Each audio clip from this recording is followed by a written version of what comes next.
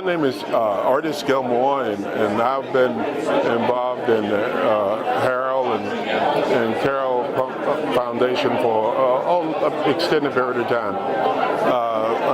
In the early goings, it was just Harold, and later on, the loss of their mother, they additionally had their mother, Harold&Carol Pump Foundation. So yes, I've been a part of this, participating for quite a few years. What kind of progress do you see during all these years?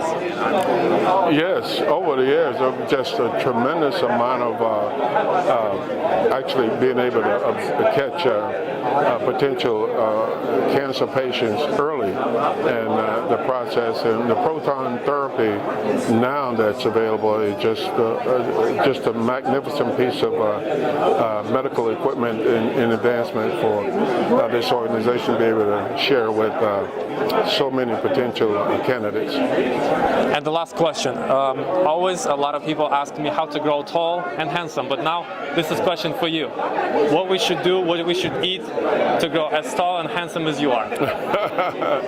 Well, it's about, we all think in terms about eating the proper diet, putting ourselves on the proper diet, but then the other part is certainly inheriting genes. My mother certainly gave them to me.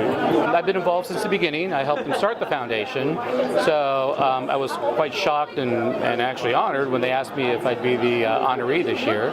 So it really is quite amazing. I mean, from where we started, 18 years ago to this amazing event now. So congratulations. Thank you. Thank you. Very big event. Yeah, so we started out very inauspicious at a very small event, and it's turned into this. And we've done a lot of good for our community cancer center. We've raised over $5 million, and it's really helped quite a bit. How do you see this, the fight against cancer progressing during all these years? Well, in the 25 years that I've been practicing, it's changed quite a bit. And I'll be talking about that a little bit tonight, but basically, it used to be a death sentence, and now, we routinely have patients that survive, very bad cancer. So it's a completely different thing now. What is the average rate of survivals right now? It just depends on whichever one we're dealing with, but for the most part now, if we catch things early, we have very, very high cure rates and success rates in almost all the cancers. So, and in mine in particular, I'm a head and neck cancer surgeon. We have very, very good success rates now if we get it early. For our viewers, which symptoms they might have to pay attention on to get early? So in the ones that I see, typically anybody that has any pain in the mouth or bleeding or a lesion that doesn't heal or difficulty swallowing, something like that, that would be indicative, or a mass in the neck.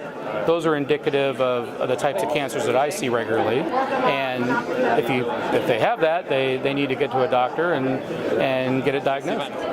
Well, I've known the pumps for several years. I've supported this event for a long time, and I just think it's a very worthwhile event to not only come out and see other former players and say hello and meet and greet, but to support a really good cause, a proven cause that's helping a lot of people. What kind of progress did you see during all these years with the organization? With this event? Yeah, it's just grown tremendously. I mean, and they're still growing. It's almost it's mind-boggling how they just continue to grow and grow and grow. To support obviously Dana and David and their family and the work that they do in the community with children fighting cancer, you name it. They have their hands on a lot of causes, and I thank God that they allowed me to be a part of this evening. How many years are you involved in this event and this organization? Oh, this actually is my first year that I've been able to attend. They've invited me for years, and I just thank God that this year I was able to come. Well, welcome. That's wonderful to have you. What is your expectation? What is your plan as a part already of this organization and event? Tonight I want to be the best host I can and help them raise the most money they can for all their charitable causes. And it's not bad that I get a chance to see fellow athletes here as well that I don't get a chance to see most of the year, that we get a chance to see them through this event tonight. Well, I've always followed the Pump brothers, and they do a wonderful job in the field of charity and helping people. And so my wife and I are here to support that effort that they have set up, and we feel very happy to be a part of it.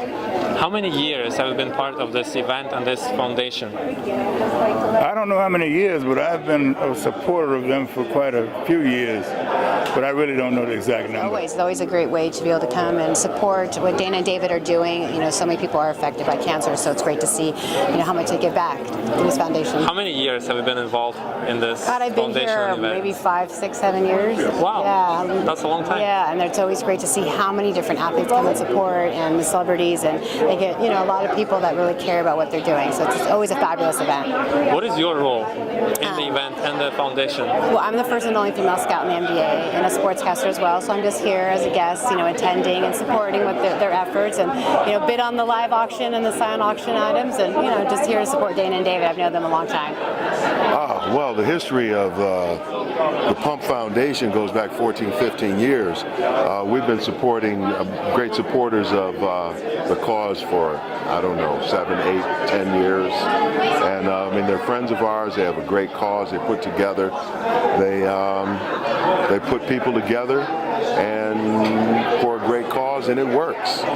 What is your role in the organization and tonight's event? Well, I have no role in the organization. Actually, I'm just going to be a presenter this evening. Harold Carole, a great friend of mine, Hall of Fame baseball player, so I'll be introducing him. And he's a professional baseball player, Hall of Famer too, so that's why they chose him. Yes. These are good friends of mine. I hosted it, and we support them every year we have it. How many years have you been supporting? 7. 7. I would say 7. What year is it? No, it's been 10 now. 2008, first time we came. So it's a decade now. It's the thing we do. Which role did you get in this event, in this activity? Oh, I used to host, and then I used to be a part of the parties. Now I'm just a guest. A guest. And I get to sit down and I get to... We have tonight a special guest, the one and only legendary Sugar Ray, one of the most famous boxers in the history. Am I correct? You know what the thing about it, you were too young when I was fighting. How old are you? I'm young enough. But there is YouTube. Yeah, and I'm always following. I find boxing is the most effective when it comes to hand technique. Yeah. You know, my style was more cerebral, and I try to choreograph the fights, and I use my speed and my movement to outmaneuver my opponents. And I've been doing this for a long time, about 50 years, almost 50 years. So I love boxing. I love martial arts. What brought you in martial arts? How did you decide to become a boxer? You know, my older brother, Roger, took me down to the gym and introduced me to boxing. I put the gloves on. I found boxing. Boxing found me. We found each other. And I love the transformation and the confidence I got from being a fighter. Could you please recall your first fight? Wow. Your experience, and how did you feel after? My first fight, I don't necessarily recall the kid's name, but I do recall that I was so exhausted, but I never gave up. I kept fighting, and that taught me from the very first time I got into the ring that you never give up. What about your professional career? The first fight on your professional ring, how was it? My first professional fight was in 1977 in Baltimore Civic Center, Louis de Boer Vega, and I was so excited, and I did it. I won. I kept winning, and every fight I got better and better and better. How did you feel the development of boxing during all those years, from your first fight in the professional arena till your last fight? Well, it's confidence. It's a confidence builder. It's something that transforms you into a winner. Knowing that you're in the best shape possible, and then you compete against the best guys out there, words can't truly describe what I felt as I moved up the ladder. Congratulations. Who was except yourself, who was your favorite fighter, Mike Tyson or Holyfield? They both were, Mike Tyson and Holyfield. I love watching those guys because they were so exciting, and both had the biggest heart. What do you think of brothers Klitschko? Klitschko was my man too, you know? He and his brother. I mean, boxing back then was superb. It was at its best. How do you feel about development of boxing right now? Well, I want to be on a better, on more platform as far as television is concerned. These boxers just need more television exposure, and champions need to fight champions. Dave and Dana Pump and here at the Harold and Carole Foundation to support what they're trying to do within the Los Angeles community and giving back to children. How many years have you been involved in these charity events? I think this is like my third year, I want to say, and just an incredible event, gala, each and every year. Incredible people that comes out and support it, from the celebrities that comes out, as well as the sponsors that's involved. And how do you feel about this movement and the progress of the movement? Good. You know what I mean?